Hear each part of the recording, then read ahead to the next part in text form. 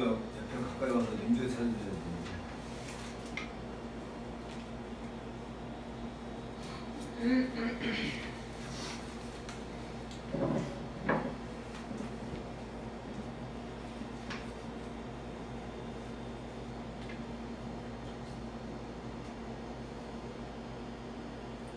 멸류관 벗어서 주 앞에 드리세. 저 천사 기쁜 노래가 온 땅에 퍼지네. 내 혼아 깨어서 주 찬송하여라. 온 백성 죄를 속하신 나라의 왕일세. 멸류관 벗어서 주 앞에 드리세. 그 손과 몸의 상처가 영광 중 빛나네. 하늘의 천사도 그 영광 보고서 고난의 신비 알고자 음모하도다. 멸류관 벗어서 주 앞에 드리세. 온 세상 전쟁 그치고 참 평화 오겠네. 주 보좌 앞에서 온 백성 엎드려 그 한량없는 영광을 늘 찬송합니다. 아멘.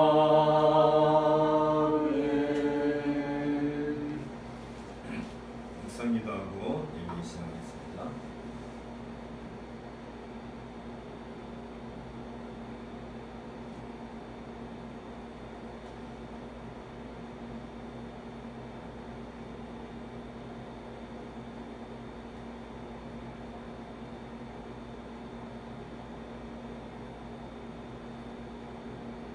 같이 일어나셔서 주보 그림자에서 예배 시작하겠습니다.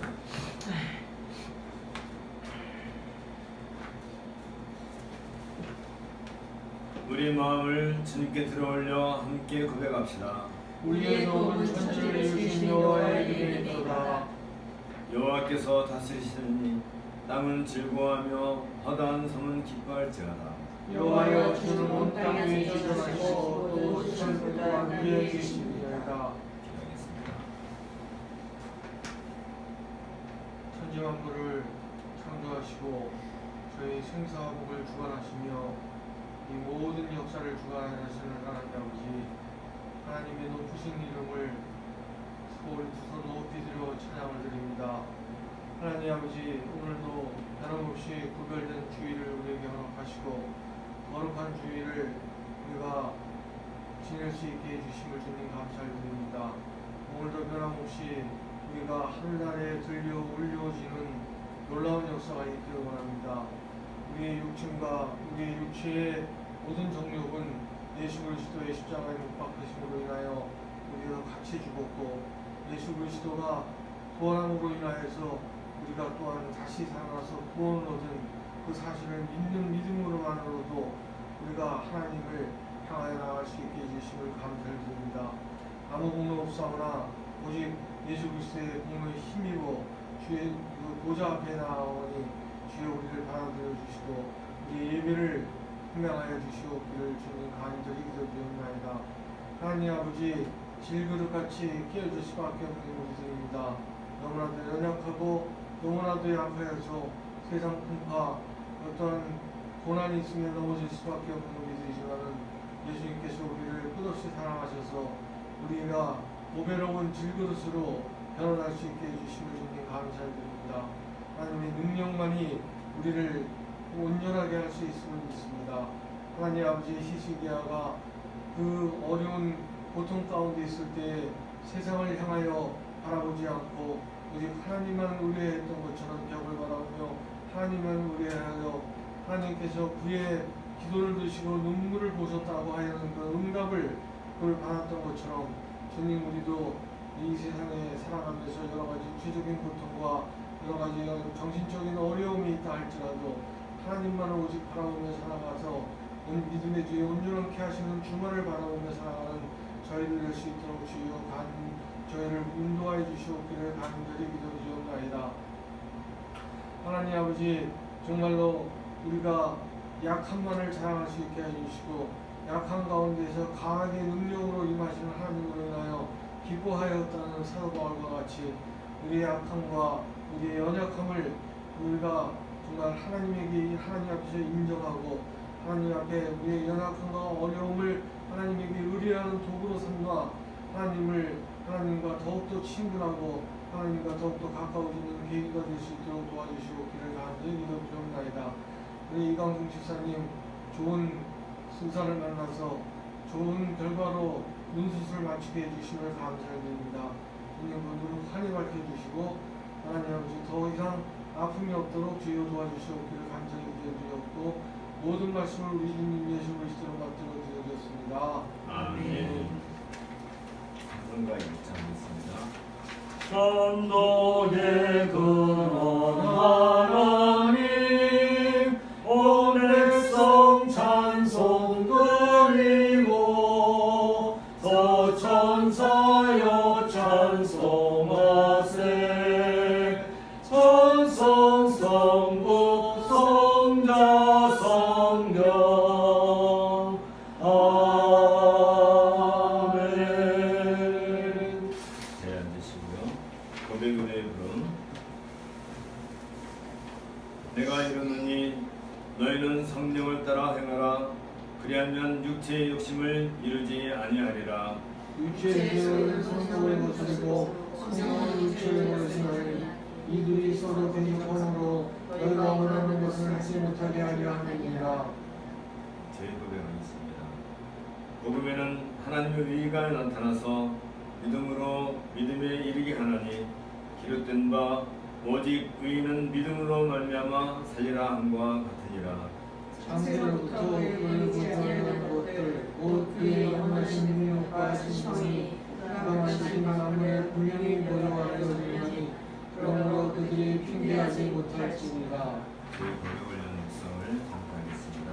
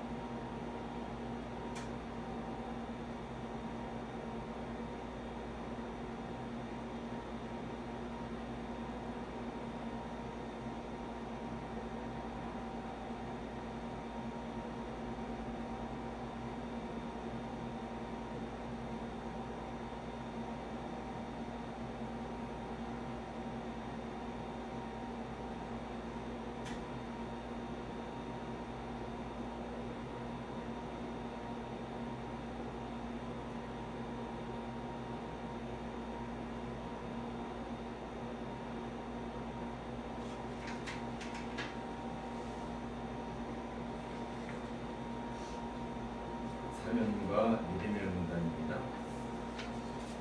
그가 찔림은 우리의 허물 때문이요 그가 상함은 우리의 죄악 때문이라. 그가 징계를 받음으로 우리는 평화를 누리고 그가 지치게 맞음으로 우리는 나음을 입었도다. 우리는 다 양같아서 그렇게 하여 각자 죄를 갖고를 여호와께서는 우리의 모든 죄악을 그에게 담당시키셨도다. 31장 찬송하겠습니다. 찬양하라 붙드신 그의 예수.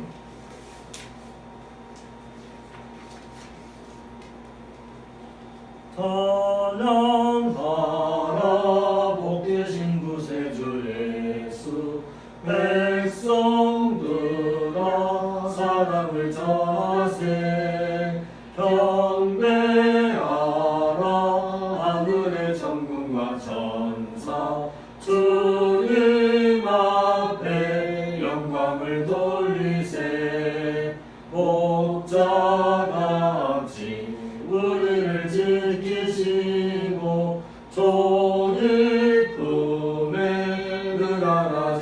되시니 찬양하라 높으신 권세를 찬양 찬양 찬양 영원히 누리세 찬양하라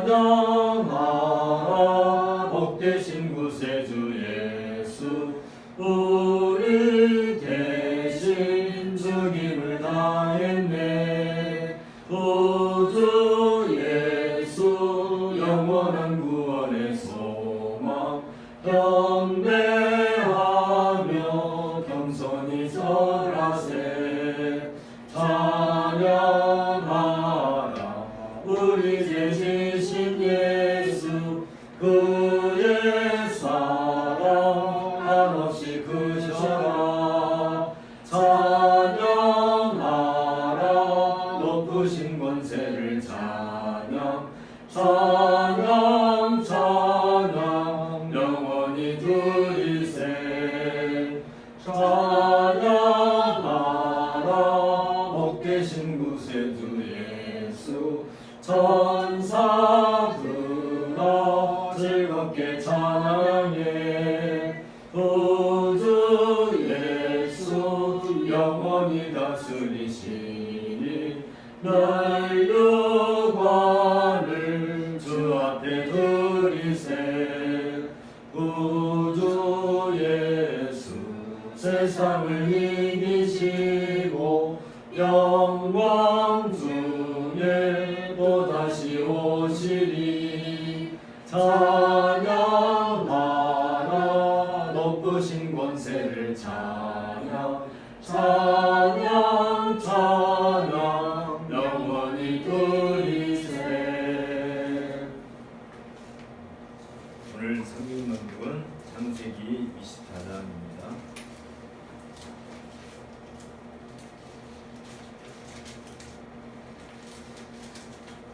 아브라함이 나이가 늙었고 여호와께서 그의 번차에 복을 주셨더라. 아브라함이 자기 집 모든 소유를 맡은 늙은 종에게 이르되 청컨대 내 손을 내 환도뼈 밑에 넣으라. 내가 너로 하늘의 하나님 땅의 하나님이신 여호와를 가리켜 맹세하게 하노니 너는 나의 거하는 이 지방 가나안 족속들 중에서 내 아들을 위하여 아내를 택하지 말고 내 고향 내 족속에게로 가서 내 아들 이삭을 위하여 아내를 택하라.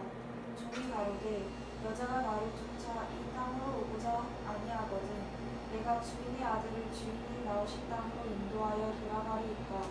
아브라함이 그에게 이르되 삼가 내 아들을 그리로 데리고 돌아가지 말라.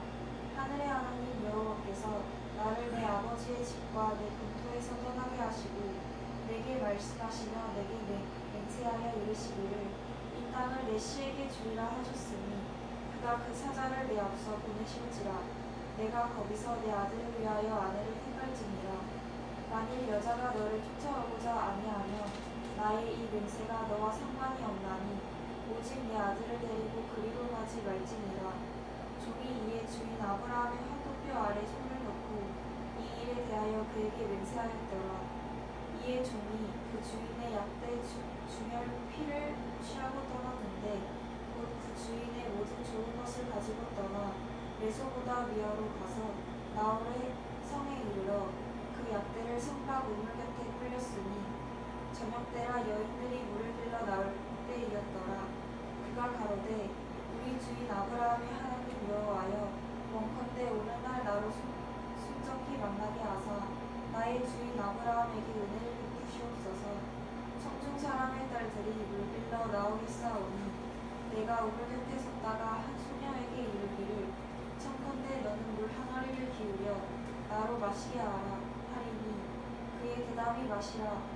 내가 당신의 약대에게도 마시리라 하며 그는 주께서 주의 종 이삭을 위하여 정하신 자라.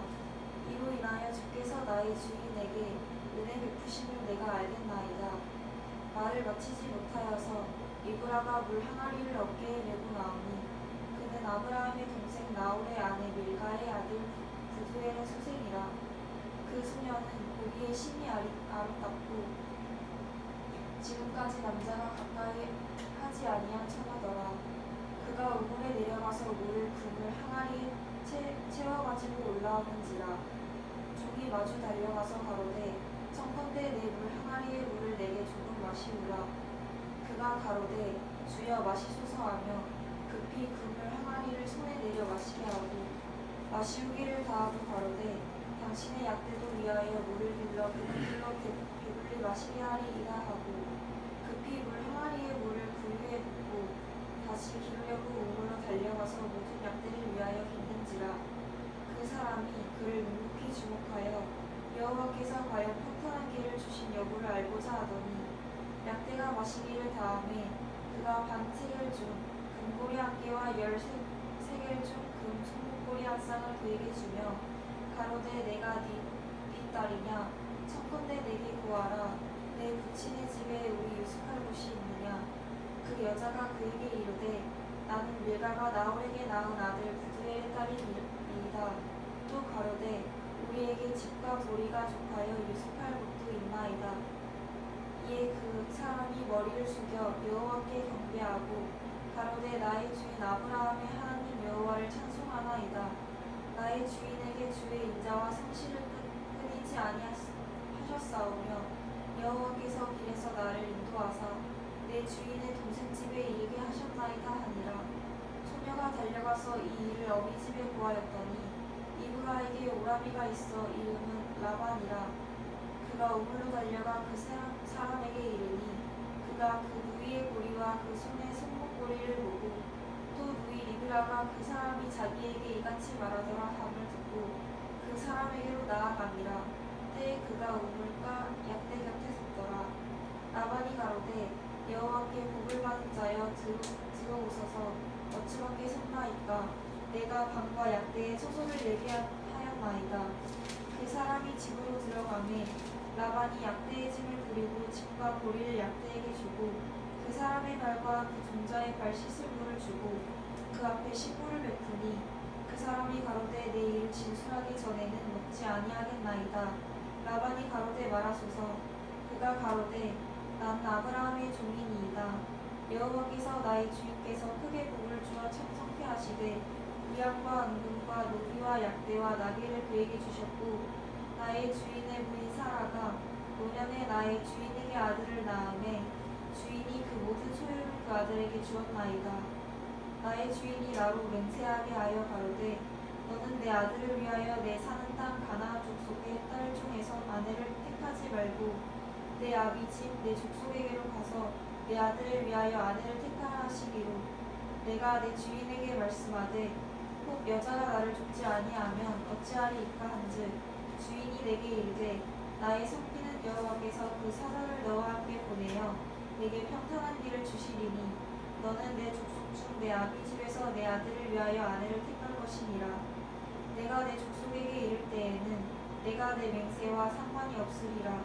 서로 그들의 내게 주지 아니할지라도 내가 내 맹세와 상관이 없으리라 하시기로 내가 오늘 우물에 이르러 말씀하시기를 나를 주인 아브라함의 하나님 여호와여 만일 나의 행하는 길에 영통함을 주실진데 내가 이 물 곁에 섰다가 청년 여자가 물을 길러 오거든 내가 그에게 청하기를 너는 물 항아리의 물을 내게 조금 마시우라 하여 그의 대답이 당신은 마시라 내가 또 당신의 약대를 위하여도 기르리라 하면 그 여자는 여호와께서 나의 주인의 아들을 위하여 정하여 주신 자가 되리이다 하며 내가 묵도하기를 마치지 못하여 리브라가 물 항아리를 어깨에 메고 나와서 우물로 내려와 깃기로 내가 그에게 이르기를 청컨대 내게 마시우라 한즉 그가 급히 물 항아리를 어깨에서 내리며 가로되 마시라 내가 당신의 약대에게도 마시우리라 하기로 내가 마시매 그가 또 약대에게로 마시운지라.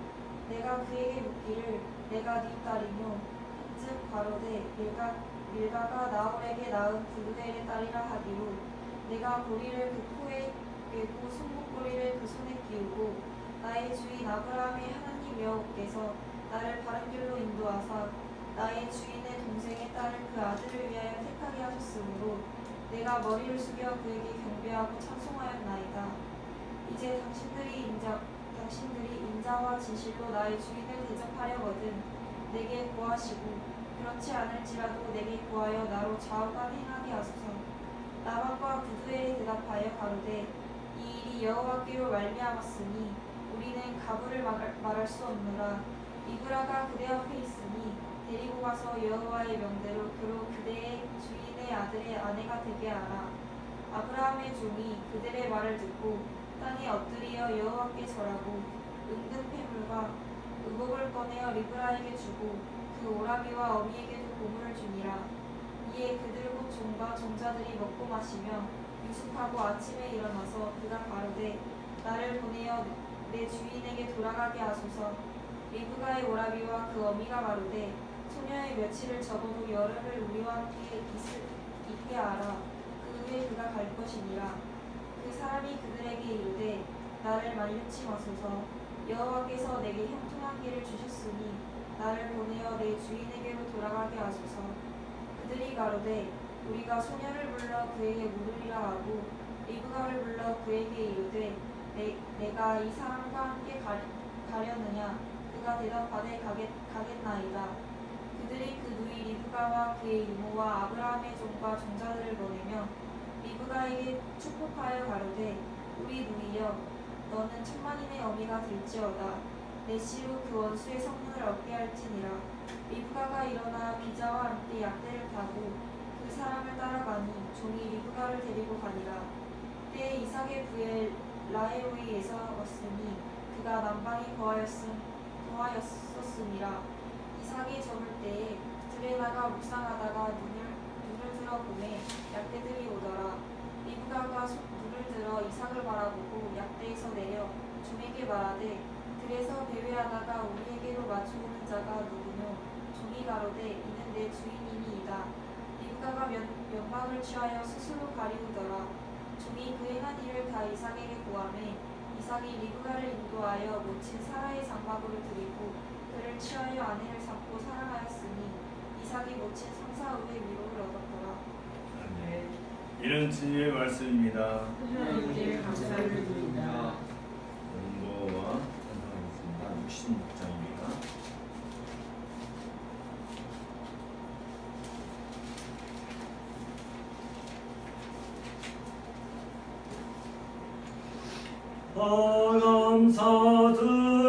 감사드리세 온 마음을 주께 바쳐 그 섭리 놀라워 온 세상 기뻐하네. 예부터 주신 복 한없는 그 사랑 선물로 주시네. 이제와 영원히 사랑의 하나님 언제나 함께 계셔. 기쁨과 평화에 복 내려 주옵소서. 몸과 맘 병들 때 은혜로 지키사 이 세상 악에서 구하여 주소서. 감사와 찬송을 다 주께 드리어라. 저 높은 곳에서 다스리시는 주님 영원한 하나님 다 경배하여라. 전에도 이제도 장래도 영원히 아멘. 네, 함께 기도하겠습니다.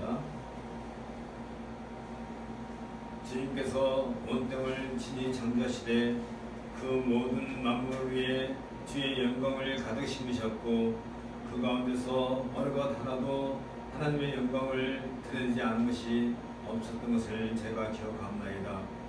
안타깝게도 죄악이 이 세상을 휩쓸고 지나간 뒤에 하나님의 그 영광이 감추어져서 죄인들 잘 보이지도 아니할 뿐만 아니라 저들이 성령으로 말미암아 거듭나지 아니하고서는 감히 하나님을 하나님으로 알지 못하고 또한 하나님을 제대로 섬기지 못하는 것을 또한 제가 알고 있사옵나이다.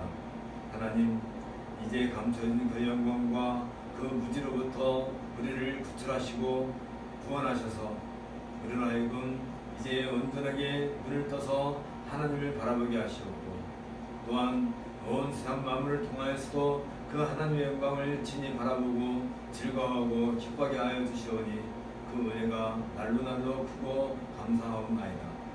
하나님께서 우리에게 이 귀한 은혜를 주시지 아니하였다 한다면 우리의 무지와 우리의 그 극악함과 우리의 말로 할 수 없는 그 사악함 때문에 감히 이 땅에서 피조물로 지원받은 그 존재로서 자신을 하나님 앞에서 온전하게 굴복시키지 아니할 뿐만 아니라 자신이 더 뛰어나고 명명한 것처럼 오히려 하나님을 대적하는 그 엄한 자리에 우리가 있을 수 있었던 것을 그렇게 생각해 본다면 그 상태가 얼마나 악하고 얼마나 캄캄한 시간인 것을 저희가 고백하지 않을 수 없사옵나이다. 지금도 수많은 사람들이 하나님을 알지 아니하고 하나님을 섬기지도 아니하고 오로지 자신의 배와 자신의 이상과 자신의 목적만을 위하여서 살아가고 있는 그 모습을 보옵나이다.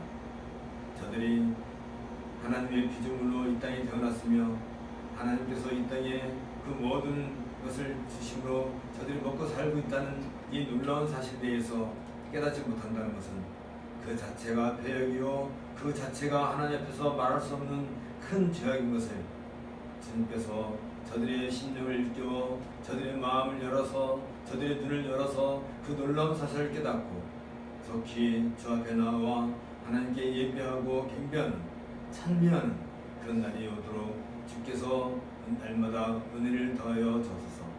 특별히 이 거룩한 하나님의 성회에 저희들이 참여할 수 있고 또 그러므로 말미암아 하나님께서 주시는 온전한 신령한 양식을 또한 먹고 또 잘할 수 있게 해주시오니 그 은혜를 감사드리옵나이다.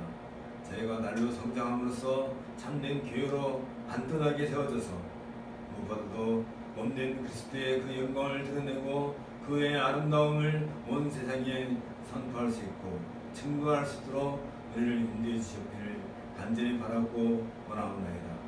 또한 바라옵기는 하나님 아버지 이 땅 이 민족을 주께서 불쌍히 여기시고 140년 전에 선교사를 통하여서 등불을 밝혀주셨사온즉 이제 그때가 무르익어 곳곳에 아름다운 교회들이 세워지고 주의 영광을 친히 아름답게 드러내는 그런 교회들이 세워진 것을 우리가 보고 기뻐하지 아니할 수 없사옵나이다.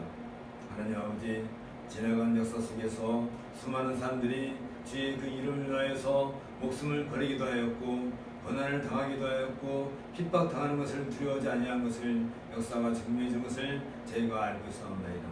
우리 선배들이 소중하게 여겼던 이 복음을 우리가 잘 개성하여서 이 복음의 그 말씀을 따라서 바른 교회를 세우고 참된 교회를 세우고 또 그 교회의 영광을 드러냄으로써 온전히 하나님이 살아계시고 그리스도의 통치가 여전히 지금도 이 땅에서 구현되고 있는 것을 저희들이 친히 나타내고 증거할 수 있도록 은혜를 더하여 주옵소서.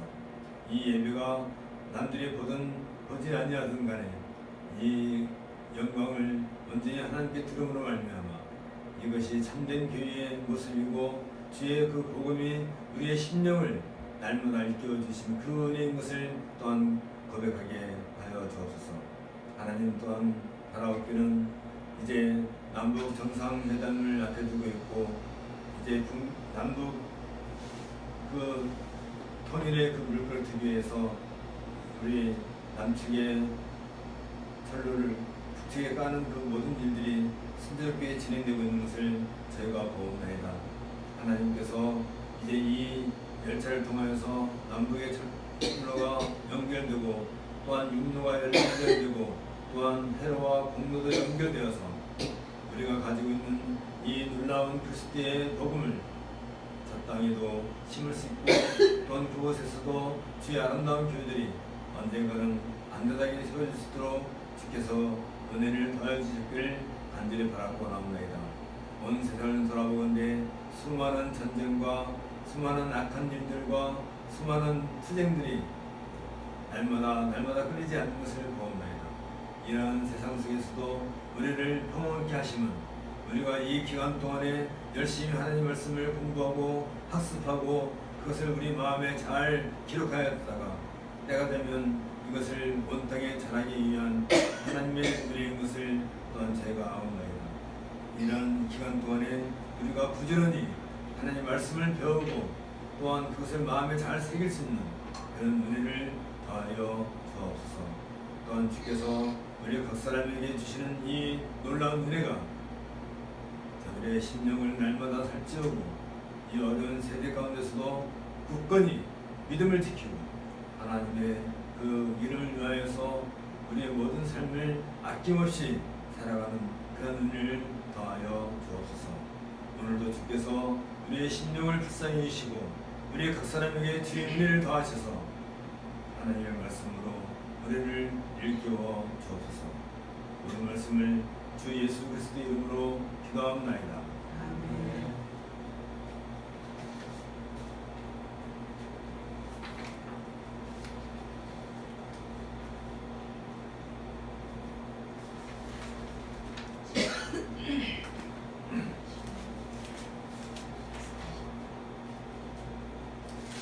오늘은 사도행전 3장을 통해서 새 창조 시대를 알리는 이적과 기사 이 제목으로 하나님의 말씀을 생각하고자 합니다. 먼저 창세기 3장을 같이 읽도록 하겠습니다.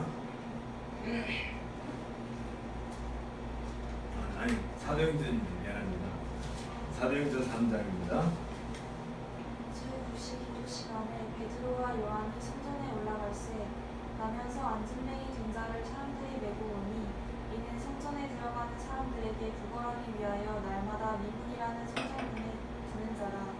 그가 베드로와 요한이 성전에 들어가려 함을 보고 구걸하거늘 베드로가 요한으로 더불어 주목하여 가로되 우리를 보라 하니 그가 저희에게 무엇을 얻을까 하여 바라보거늘 베드로가 가로되 은과 금은 내게 없거니와 내게 있는 것으로 내게 주노니 곧 나사렛 예수 그리스도의 이름으로 걸으라 하고 오른손을 잡아 일으키니 발과 발목이 곧 힘을 얻고 뛰어서서 걸으며 그들과 함께 성전으로 들어가면서 걷기도 하고 뛰기도 하며 하나님을 찬미하니 모든 백성이 그 걷는 것과 및 하나님을 찬미함을 보고 그 본래 성전 미문에 앉아 구걸하던 사람인 줄 알고 그의 당한 일을 인하여 심히 기이 여기며 놀라니라.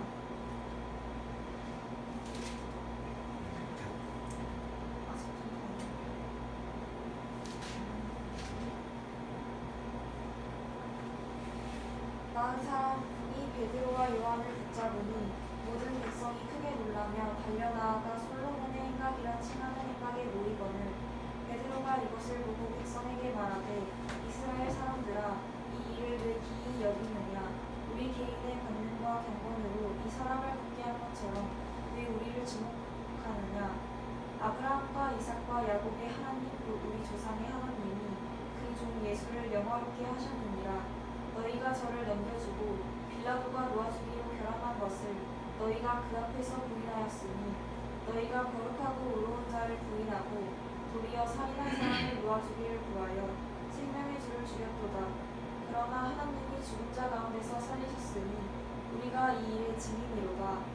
그 이름을 믿음으로 그 이름이 너희 보고 아는 이 사람을 성하게 하였나니 예수로 말미암아 난 믿음이 너희 모든 사람 앞에서 이같이 완전히 낫게 하였느니라. 형제들아 너희가 알지 못하여서 그리하였으며 너희 관원들도 그리한 줄 아노라. 그러나 하나님이 모든 선지자의 입을 의탁하사 자기의 그리스도의 해 받으실 일을 미리 알게 하신 것을 이와 같이 이루셨느니라. 그러므로 너희가 회개하고 돌이켜 너희 죄 없이 함을 받으라.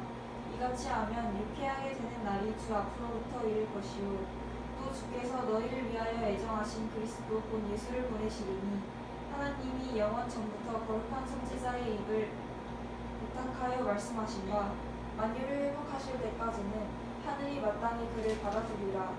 모세가 말하되 주 하나님이 너희를 위하여 너희 형제 가운데서 나 같은 선지자 하나를 세울 것이니 너희가 무엇이든지 그 모든 말씀을 들을 것이라. 누구든지 그 선지자의 말을 듣지 아니하는 자는 백성 중에서 멸망받으리라 하였고, 또한 사무엘 때부터 옴으로 말한 모든 선지자도 이때를 가리켜 말하였느니라. 너희는 선지자들의 자손이요 또 하나님의 너희 조상으로 더불어 세우신 언약의 자손이라. 아브라함에게 이르시기를 땅 위의 모든 족속이 너희 씨를 인하여 복을 받으리라 하셨으니 하나님이 그 종을 세워 복 주시려고 너희에게 먼저 보내사 너희로 하여금 돌이켜 각각 그 악함을 버리게 하셨느니라. 아멘. 그리고 알다시피 오순절 성령의 강림 사건은 예수 그리스도의 승천 이후 새로운 하나님의 나라가 어떻게 세워질 것인가를 보여준 예수 그리스도의 구체적인 구현을 제시해준 사건이라고 할 것입니다. 곧 영으로 오신 예수께서 친히 그의 백성들 안에 내주하시어 그의 나라를 세워나가시며 다스려가신다는 것을 만당에 알리신 사건입니다. 오순절 이후 언약 공동체인 교회는 주께서 구원받는 사람을 날마다 거하게 하시니라는 누가의 보도처럼 들판에 던지는 들불처럼 확장되어 나갔습니다. 특히 사도들에게서 나타나는 이적과 기사는 유대인들이 십자가에 못 박아 죽인 예수님의 이적 행함과 동일질의 것으로 여전히 예수님은 유대 땅에서 자신의 존재를 나타내셨습니다.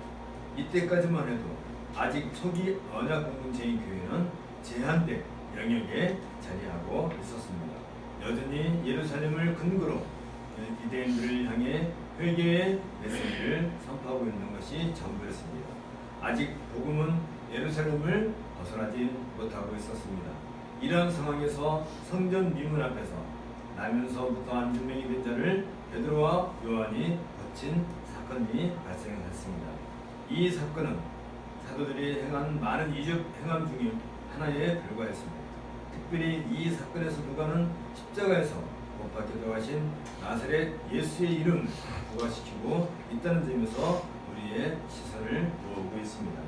나사렛 예수는 유대인들이 익히 알고 있는 유대교의 이단이었습니다. 나사렛 예수는 성전 모독죄와 신성 모독죄로 인하여 사내들인 공에 의해 신문되었고 로마 군대에 의해 사형이 집행된 바 있습니다. 그런데 그 나사렛 예수의 이름으로 나면서부터 안전병이 든 사람을 고쳤다는 것은 많은 사람들의 호기심을 끌기에 충분했습니다. 이러한 사회적 분위기 가운데서 베드로는 나사렛 예수 그리스도의 이름으로라고 말함으로써 예수님이 곧 메시아심을 증거하고 있는 것입니다.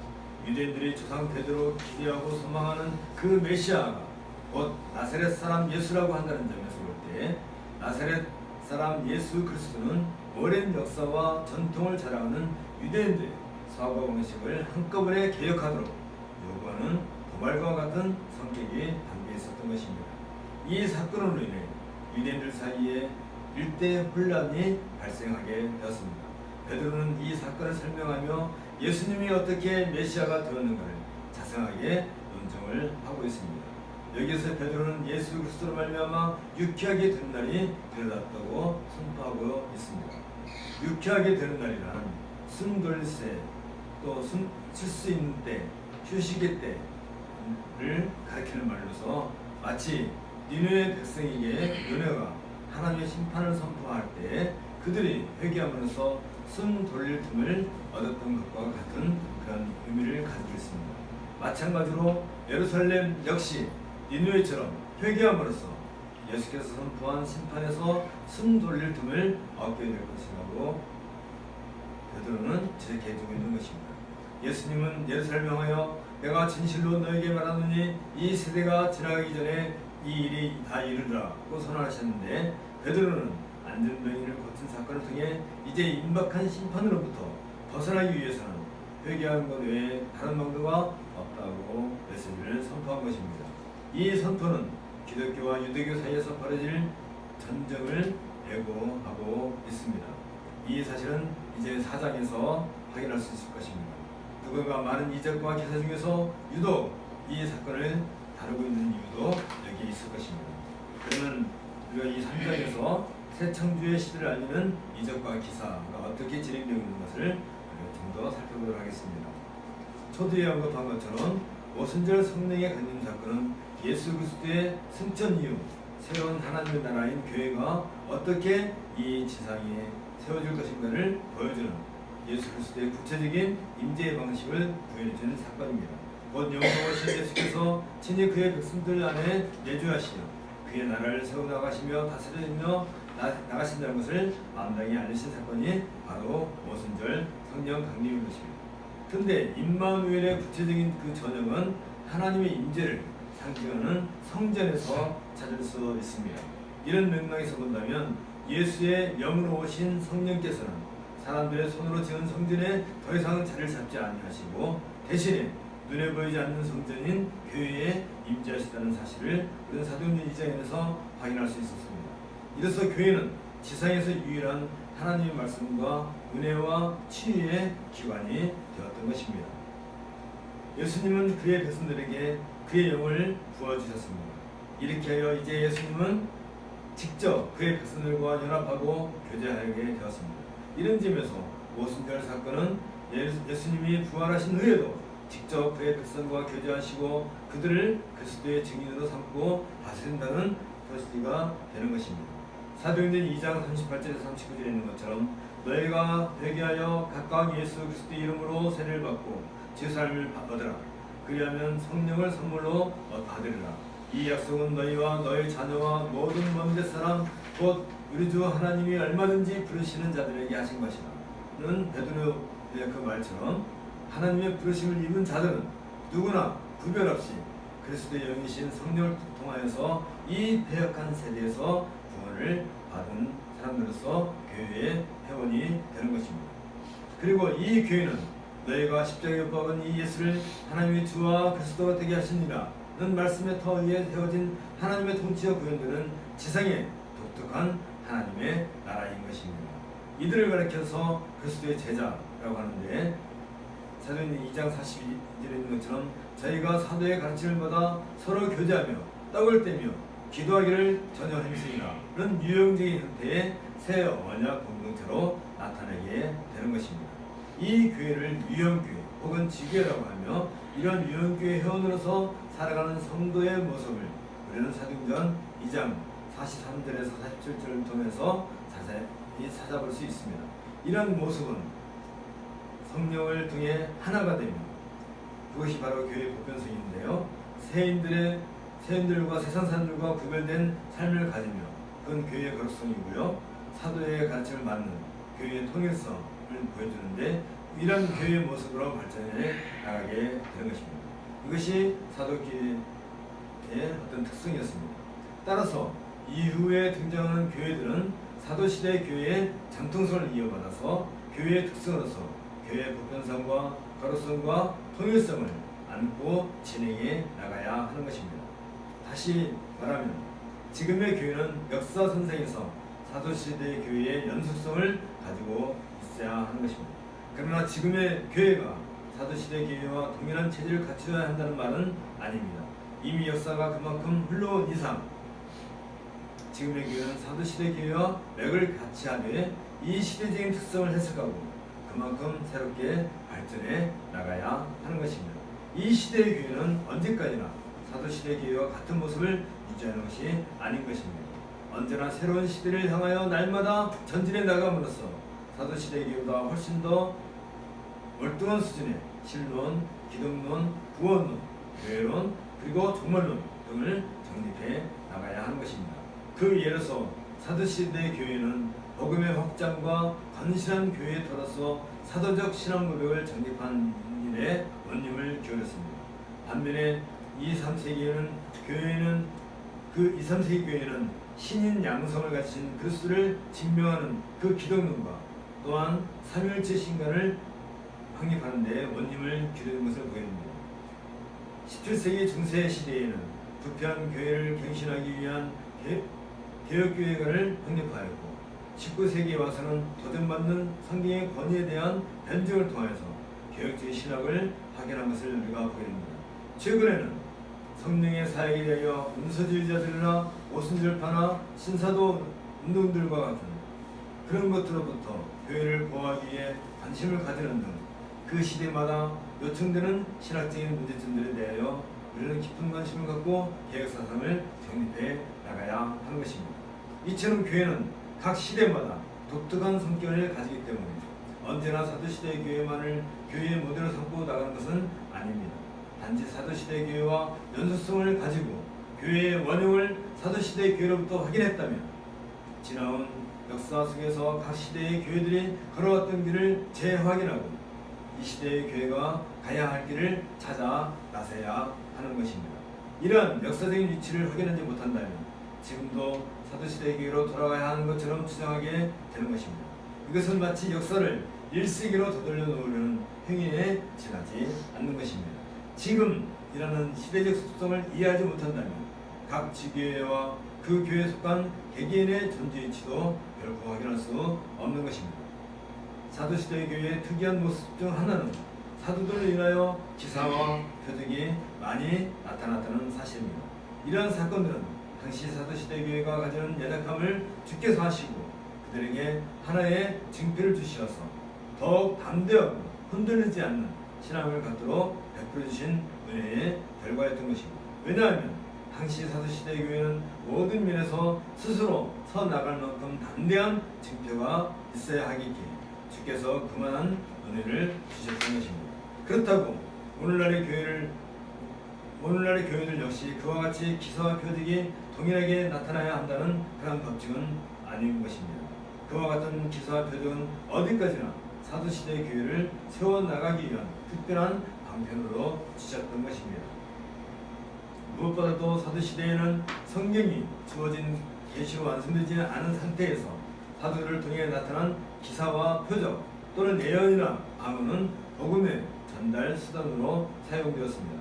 때문에 이미 정경 66권을 사도들로부터 물려받아 성경을 복음으로 가지고 있는 사도시대 이후의 모든 교회들은 더 이상 기사와 표적 또는 예언과 방언에 의존하지 않고 이미 주어진 성경을 그 표준으로 삼아야 하는 것입니다. 따라서 오늘날의 교회들이 사도시대 교회가 그랬다는 이유로 기사와 표적 또는 예언과 방언이 나타나고 그것들에게 의존해야 하는 것처럼 오해하고 추정한다는 것은 심히 잘못된 현상이라 할 것입니다. 오히려 지금의 교회는 현재의 역사적 위치를 잘 판단해서 자기 교회가 추구해 나가야 할 사명을 이루어야 할 것입니다. 곧 현실 교회가 처한 역사적인 상황을 판단하고 분석하여 자기 교회가 현재 이루어지고 있는 하나님의 나라에서 어떤 역할을 감당해야 할 것인가를 먼저 살펴보아야 하는 것입니다. 그러므로 모든 교회가 복음 전도를 지상 목표로 삼는다든지 아니면 교회 건축이나 사회 참여만을 추구할 필요는 없는 것입니다. 각 지교회는 각각의 형편과 능력과 은사를 따라 독특한 사명을 찾고 나아가야 합니다. 이러한 교회의 세대적 요청에 따른 사명이 바로 서 있을 때 그 교회의 회원인 성도들은 각자의 역할과 사명을 찾게 되는 것입니다. 그리고 하나님 앞에서 의미 있는 삶을 갖게 되는 것입니다. 이처럼 먼저 각 지교회가 역사 앞에서 지교회의 역사적인 사명을 확인할 때 성도가 추구해야 할 삶의 방향이 바르게 인도되는 것입니다. 이런 점을 놓고 볼 때 현실의 교회가 각자의 사명을 확인하지 않고 어느 한 교회가 나름대로 크게 성공한 프로그램을 도입하여 자기네의 처지와 형편을 무시하고 무조건 모방하는 것은 매우 위험한 일이 아닐 수 없습니다. 아직 교회가 충분히 성장하지 못해 그러한 은사를 발견하지 못했을 때는 오히려 어떤 역할을 감당하려고 하기 전에 먼저 모든 교회 회원들이 하나님의 말씀을 차근차근 배우고 장성하는 일이 우선 되어야 하는 것입니다. 그런 후에 역사 속에서 각 지교회의 역할과 사명을 찾아서 하나님의 나라를 함께 이루어 나가야 하는 것입니다.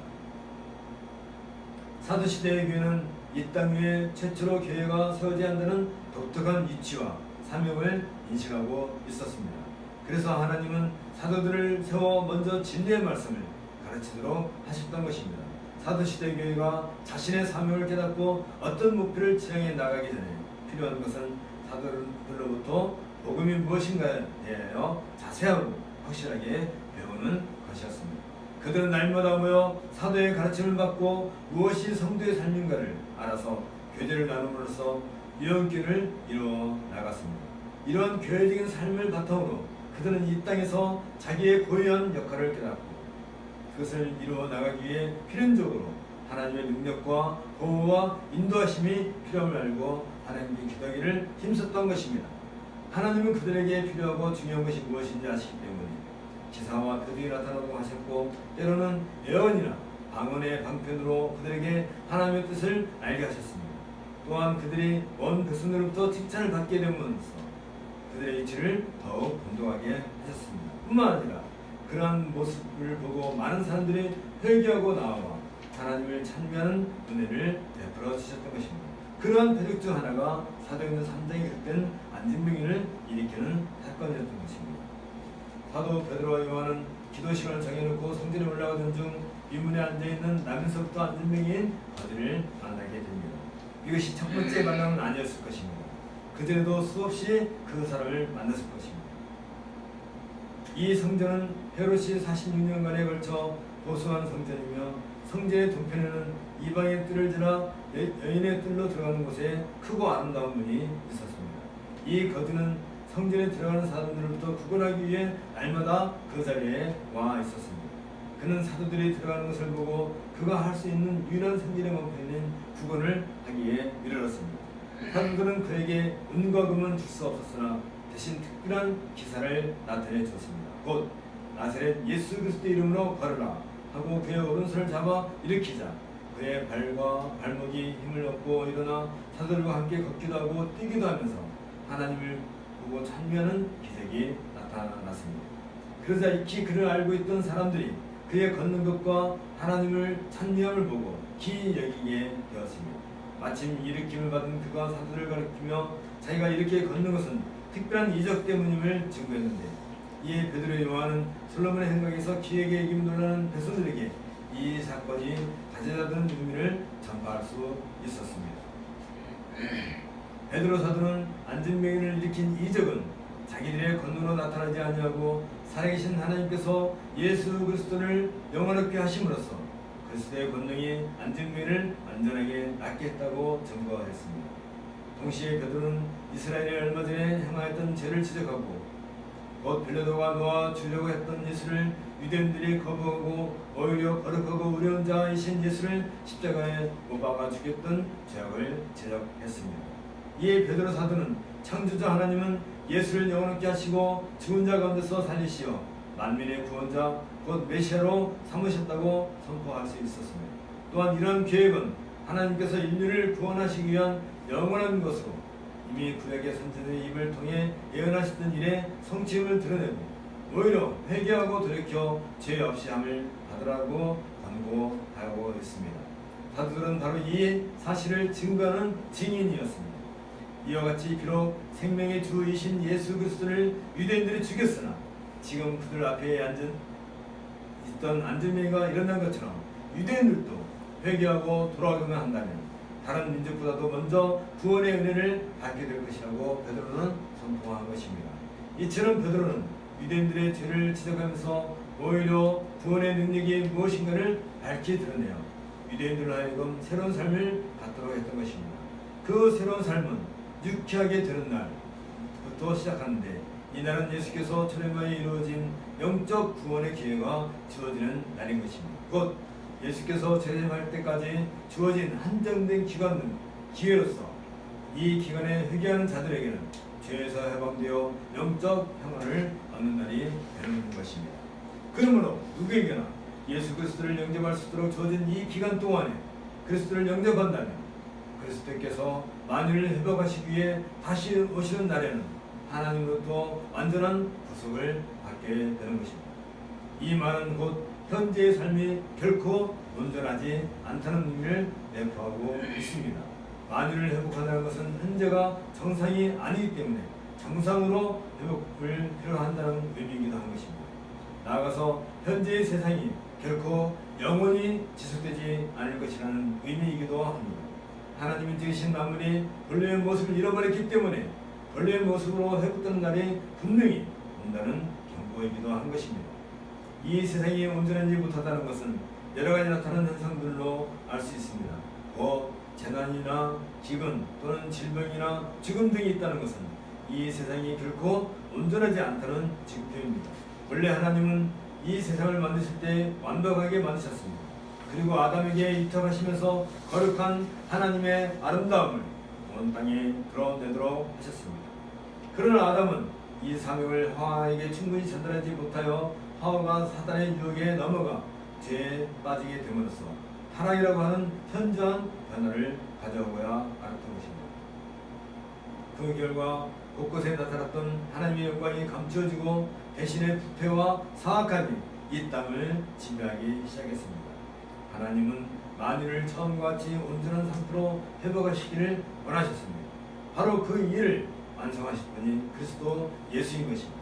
그러므로 예수 그리스도는 재창조, 곧 만유를 회복할 유일한 소망이 되는 것입니다.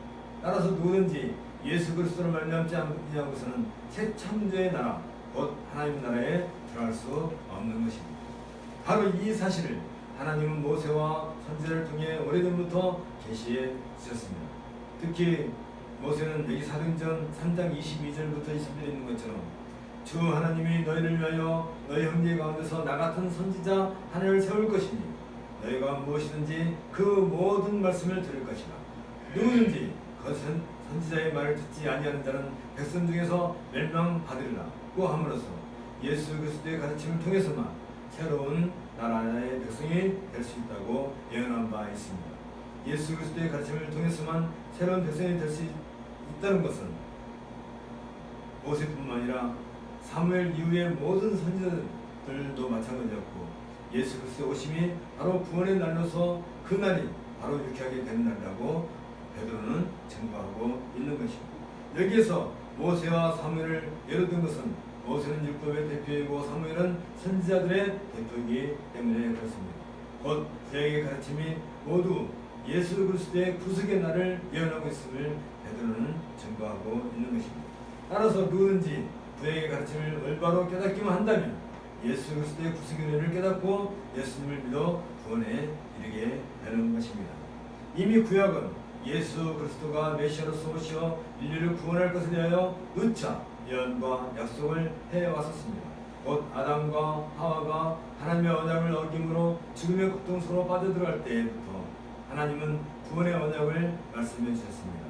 우리가 잘 아는 것처럼 창세기 3장 15절에서 하나님은 내가 너로 여자와 원수가 되게 하고 너의 후손도 여자의 후손과 원수가 되게 하리니 여자의 후손은 내 머리를 상하게 할 것이요 너는 그의 발꿈치를 상하게 할 것이라 라고 선언하심으로써 사탄은 여자의 후손으로 오실 메시아에 의해 회퇴당하며 그날에 이르러 온 인류에게 구원이 이루게 될 것과 새 창조의 나라가 완성될 것을 약속해 주셨습니다. 그 하나님은 너와 다시 언약을 맺으시면서 창세기 9장 7절에서 너희는 생육하고 번성하여 땅에 편만하여 그 중에 번성하라 하시고 다시는 땅의 생물을 멸절하지 아니하여 메시아의 오심을 대망하는 소망이 끊어지지 않도록 하시겠다고 약속하신 바 있습니다.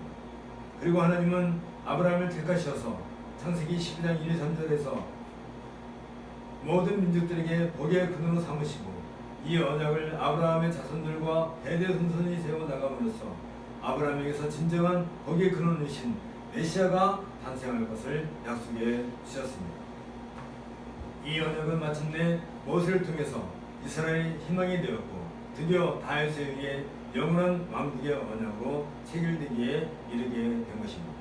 바로 이러한 구약의 예언과 가르침에 근거하여 베드로가 너희는 선지자들의 자손이요 또 하나님의 너희 조상으로 더불어 세우신 언약의 자손이라 아브라함에게 이르시기를 땅 위의 모든 족속이 너의 씨를 인하여 복을 받으리라고 하면서 오직 예수 그리스도의 복을 받아 구원으로 들어올 것을 권면했던 것입니다.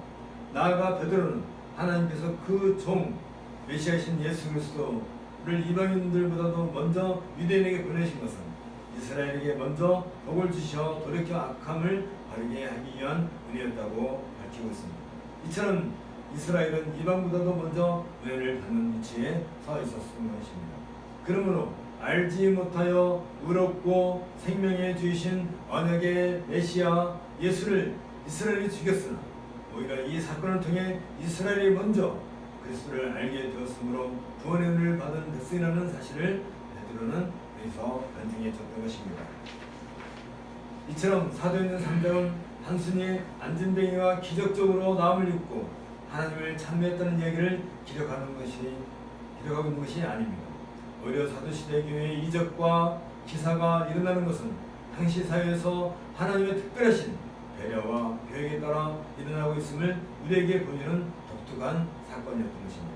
왜냐하면 이 사건이 안진뱅이를 일으키는 이 기적의 의미를 가지고 있다 한다면 사도행전 4장에서 이 일로 인하여 일어나는 두 가지 커다란 변화를 가져오는 사건과 그 연결성을 찾을 수 없기 때문에 그렇습니다. 반면에 이 사건은 5,000명이 회개하고 죽게 돌아가게 하는 기폭제가 되었다는 점과 이 일로 인하여서 예루살렘에서 거대한 박해가 일어나기 시작했다는 점을 긴밀하게 연관지어 본 것이 훨씬 문맥을 자연스럽게 연결하게 되는 것입니다. 그러므로 안진뱅이를 일으킨 사건은 사도시대의 교회를 세워감에 있어서 하나의 커다란 분수령으로 보아야 할 것입니다. 이런 점을 들어볼 때 성경의 기록을 단순하게 하나의 역사적인 사건의 기록으로만 본다면 본래의 의미를 상실하고 말 것입니다. 따라서 우리는 성경을 대할 때 확실한 지식과 역사적인 안목을 가지고 대해야 할 것입니다. 베드로는 이런 점에서 당시의 상황과 교회의 위치 그리고 사도시대의 교회로서의 사명에 대하여 분명하고 명확하게 보고 있음을 우리는 알게 됩니다. 이미 오순절 성령 강림을 통해서 제자의 수가 3,000명이나 늘어났습니다. 그 사건을 통해 예수의 다스리심이 여전히 그의 영이신 성령을 통해 완벽하게 이루어져가고 있음을 확인하고 있었던 것입니다.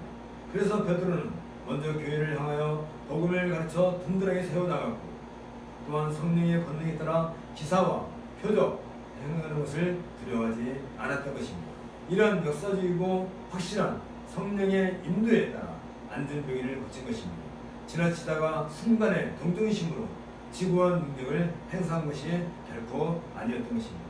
이러한 성령의 인도함이 있기에 베드로는 안진뱅이를 일으키는 이적을 통해서 거기에 모인 수많은 사람들을 향하여 명확하게 그리스도가 왜 오셔야 했고 무엇을 위해 십자가에 죽으셔야만 했는지 그 결과 이스라엘에게 어떻게 구원이 임하였는지를 담대히 증거할 수 있었던 것입니다.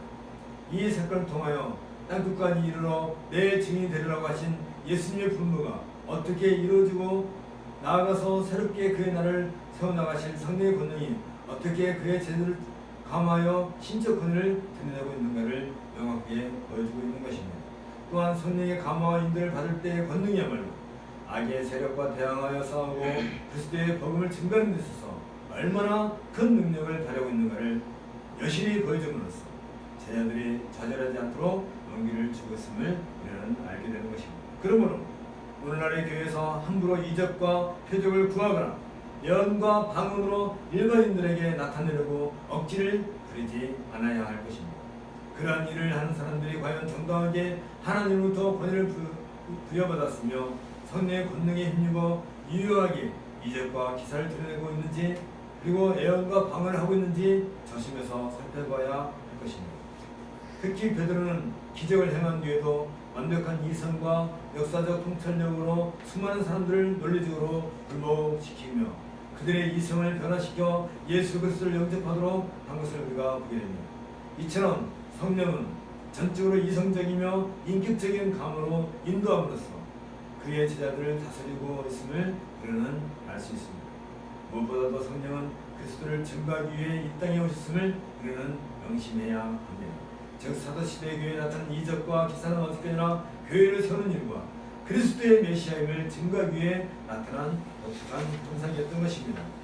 이런 점에서 사도시대 교회의 이적과 기사가 오늘날에도 계속될 수 있다는 점에서는 그럴 수 없지만 그렇다고 교사적인 입장에서 살펴본다면 지금은 이 이적과 기사 그리고 예언과 방언이 복음 전달의 방편으로 사용되는 시대가 아닌 것을 또한 우리는 인정해야 될 것입니다. 뿐만 아니라 지금의 교회 시대는 오로지 성경 66권만을 유일한 복음으로 그리고 신앙의 표준으로 가지고 있을 뿐입니다.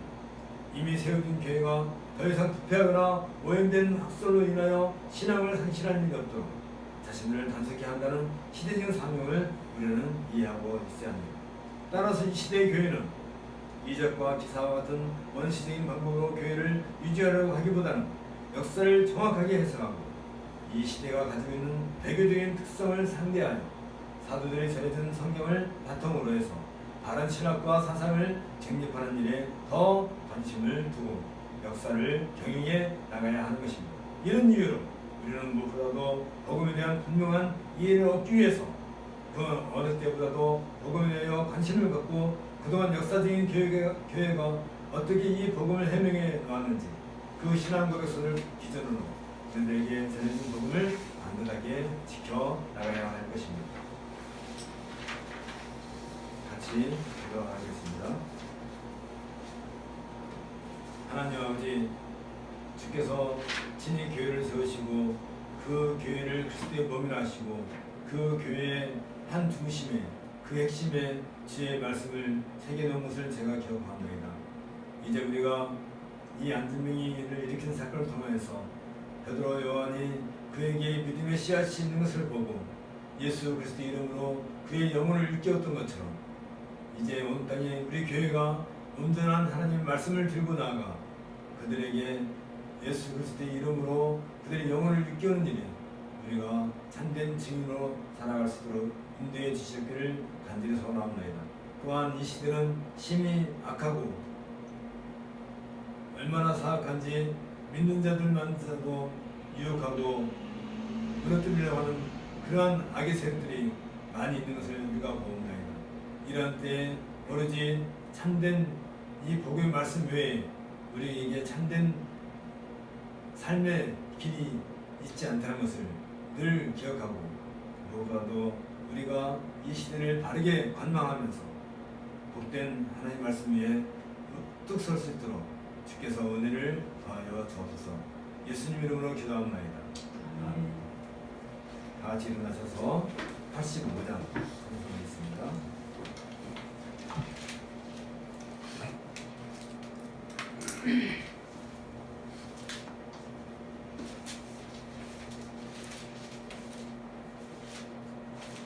구절을 생각만 해도 구절을 생각만 해도 이렇게 좋거든. 주 얼굴 배울 때야 얼마나 좋으랴.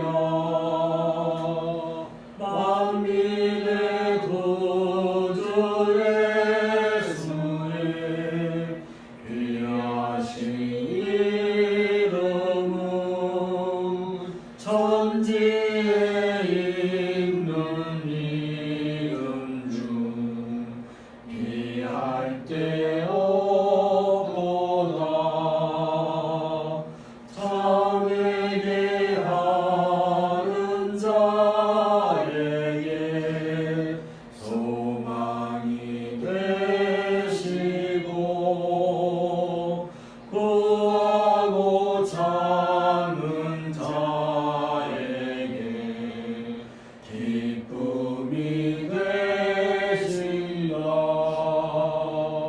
예수의 넓은 사랑을 어찌나 말하랴.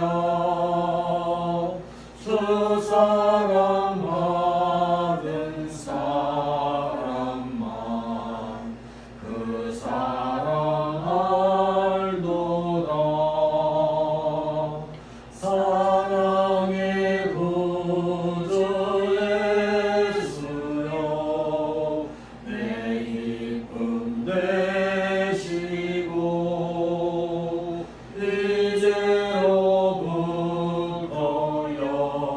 영원히 영광이 되소서. 아멘. 여호와는 내게 복을 주시고 너를 지키시길 원하며 여호와는 그의 얼굴을 비추사 은혜 베푸시길 원하며 여호와는 그 얼굴을 내게로 향하여서 평강 드시기를 원하노라. 3장 성령 찬송하고 묵상기도 하겠습니다. 성부 성자 성령 찬송과 영광 돌려보내세. 태초로 지금까지 또 영원 무궁토록 성삼위께 영광